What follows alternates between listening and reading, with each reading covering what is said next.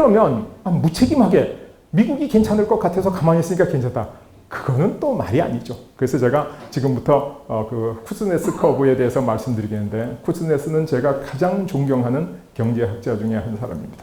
제가 경제학자 2명, 3명 꼽아라. 그러면 쿠즈네스는 빠질 수가 없는 사람. 근데 지금 우리 메콩강, 세계에서 인류 생태에 가장 많은 영향을 미치는 강이 메콩강입니다. 이 메콩강이 라오스, 캄보디아, 태국, 베트남, 이 아시아, 그래서 인도진화의 젖줄, 그렇게 부르죠. 여기를 다 매겨 살리고 있어요. 근데 이게 엄청나게 오염되어 있습니다. 지금도 오염되어 있어요. 왜? 이 주변에 있는 나라들이 소득이 낮으니까. 이걸 정화를 못하는 거예요. 여기에 비해서 템스강은 어떻게 되냐. 지난번에 제가 말씀드렸죠. 템스강에서 사고가 나서 물에 빠진 사람을 다 구조했는데 구조받은 사람이 죽었다. 왜? 물에 빠졌을 때 물 꿀꺽 한 모금만 마시면 죽는 거예요. 템스강 물이 독약이요. 이 실제로 있었던 일 아니에요? 제가 지난번에 자세하게 말씀드렸는데. 그리고 템스강에 오염된 냄새 때문에 국회의사당이 문을 닫았어요. 휴정을 했어. 그 정도였는데 지금 템스강이 완전히 1급수로 개선이 됐습니다. 그 다음에 8당 후에 우리나라 BOD 수치도 1급수에서 2급수, 3급수로 올라갔다 다시 2급수, 1급수로 내려왔어요. 낙동강 BOD 수치도 지금 떨어지고 있어요. 영국 1952년에 인류 역사상 최초의 가장 지독한 스모그 현상, 이게 영국에 있었죠. 근데 지금 런던의 대기 깨끗해졌어요. 런던 시내에서 석탄을 뗐다는 이유로 사형당한 사람이 한 명 있습니다. 그 정도로 공기가 나쁜 거죠. 석탄 때문에 사형시킬 정도로. 그리고 그 외에 미국의 로스앤젤레스, 이 캘리포니아 대기가 엉망이었는데 지금 세계에서 제일 깨끗합니다. 일본의 그 공업도시의 대표적인 우베시, 여기도 지금 깨끗해졌어요. 이게 왜 그러냐? 쿠즈네츠라는 학자가 가만히 계산을 해서 논문을 발표했는데, 경제가 성장해서 소득이 올라가면 처음에는 그 빈부격차가 커지다가 일정 수준을 지나서 더 올라가니까 빈부격차가 거꾸로 줄어들더라. 이게 아주 쿠즈네츠의 연구 중에 제가 제일 기념비적인 연구다라고 주장하는 연구예요.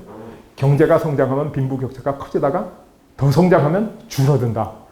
그런데 이거를 이용해서 환경 쿠즈네스 커브, 인바이러멘털 쿠즈네스 커브를 그렸는데, 경제가 발전하면 환경이 나빠지다가 일정 수준 이상으로 발전하면 다시 좋아진다.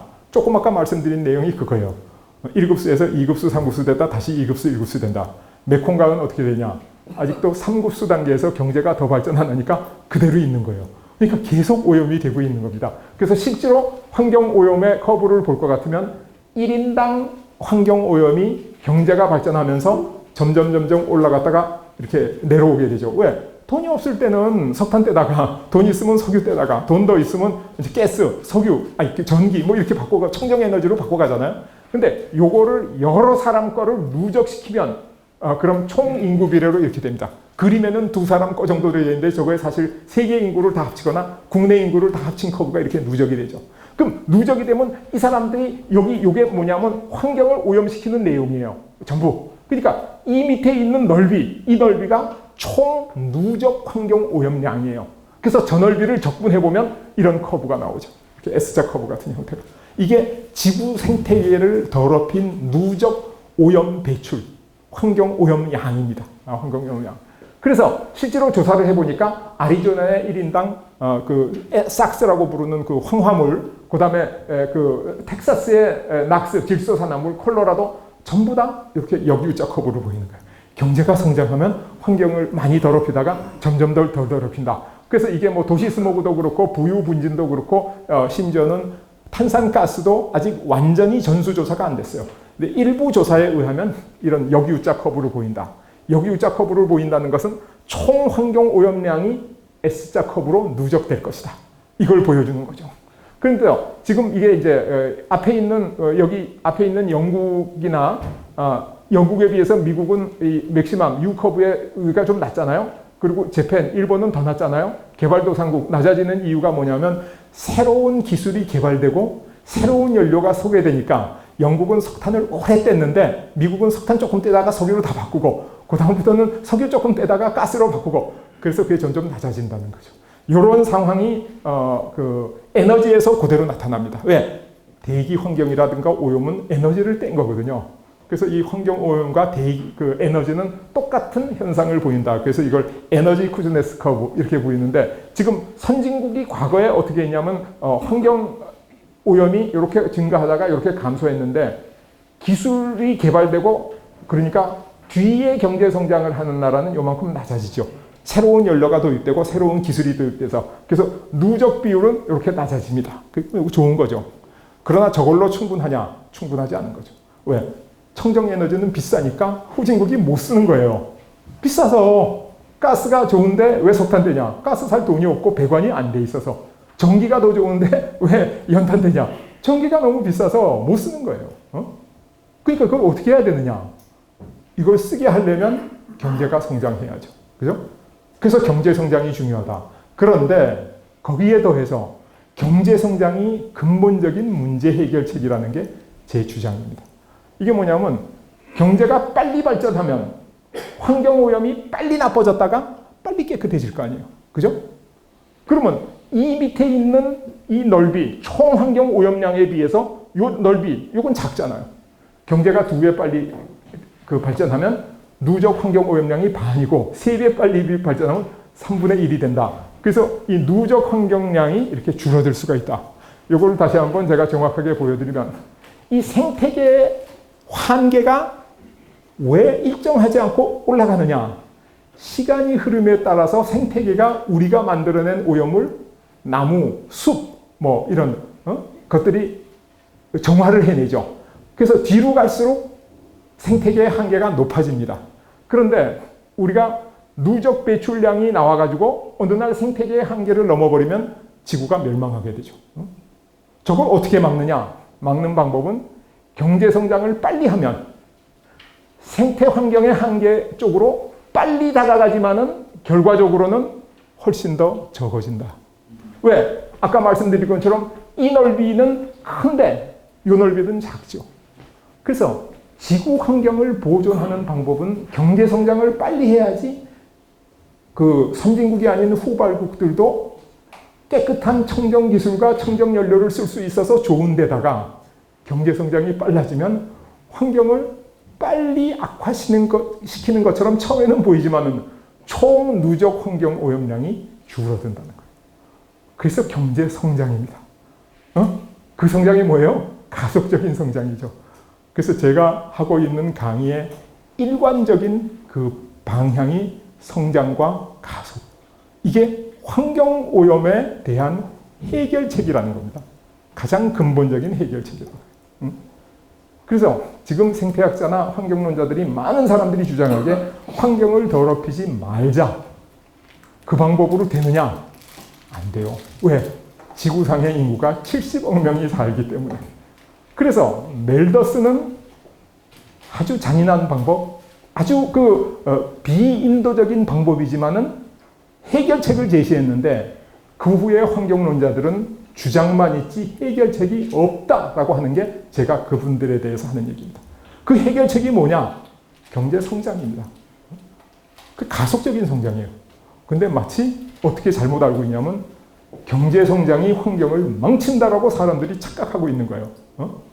이게 해결책이 아니라 파괴하는 걸로 알고 있는 거예요. 그게 어디로 연결되냐? 바로 반기업, 반과학 이쪽으로 연결이 되고 있는 거예요. 그래서 이 문제를 해결해야 되는데 아무도 해결해 주지 않습니다.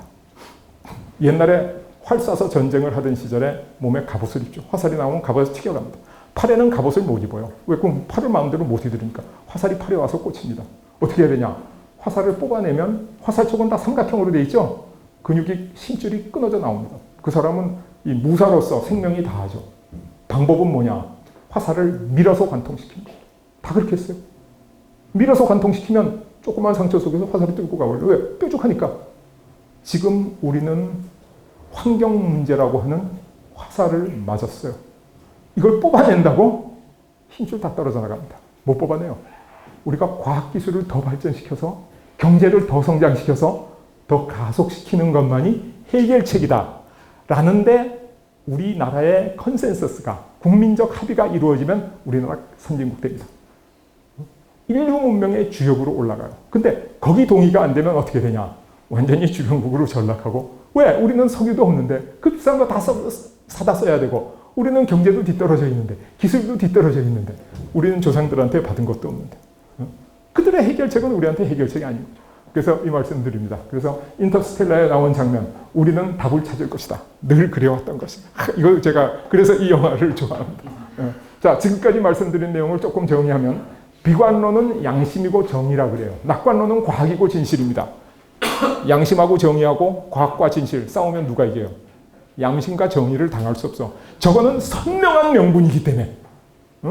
그래서 과학과 진실이 죽는 거예요. 그래서 반기업 정서가 올라가고 반과학기술 정서가 올라가고, 그래서 우리가 후진화하고 있는 거죠. 비관론은 확인된 과거를 기준으로 불확실한 미래를 판단하니까 어디서나 당당해. 실제로 그렇잖아. 근데 우리 낙관론은 미래에 이렇게 될 것이야. 그래? 정말 그렇게 돼? 그게 좀 믿음성이 없는 것처럼 보인다는 거죠. 그래서 인구 증가와 식량 부족 해결됐어요. 그죠? 그 다음에 경제 성장과 자원 고갈, 이것도 해결됐어요. 낙관론이 승리했어. 근데 사람들이 저 승리한 줄을 몰라. 아무도 안 가르쳐 주기 때문에. 줄리언 사이먼과 폴 엘릭의 내기를 아는 학생이 서울대학교에 한 명도 없다는 사실 때문에 제가 절망했어요. 이 교육이 잘못되고 있구나. 지구온난화 문제와 환경 파괴 문제는 아직도 진행 중입니다. 해결책을 어디서 찾을 것이냐. 그게 우리의 선택이에요. 이 시대를 살아가는 지성인들의 선택이야. 지성인이 어떤 선택을 하느냐에 따라서 우리 미래가 결정돼요. 그래서 비관론에 대한 비판은, 비관론은 과거로의 회귀고 문명은 불가역성이고 지금 70억 인구를 30억으로 다 죽일 수도 없고, 그리고 이 위기 마케팅은 항상 성공한다. 이게 낙관론자의 비관론에 대한 공격이에요. 거꾸로 낙관론에 대한 비판은, 야, 너희 무작정 미래로 가잖아. 모르는 미래를 막 가고 있잖아. 너희는 무책임하잖아. 문명은 불확실한데 인류 문명의 종말을 초래할 것이다. 누가 이기고 있냐? 비관론자들이 이기고 있습니다. 이게 뭐 환경론이나 반환경론이다 뭐 그런 주장이 아니라, 우리의 후손, 우리의 미래의 행복을 어떻게 우리가 찾아가느냐 하는 절박한 선택입니다. 그리고 이게 왜 절박하냐? 우리가 반대 방향으로 가고 있기 때문에 그렇습니다.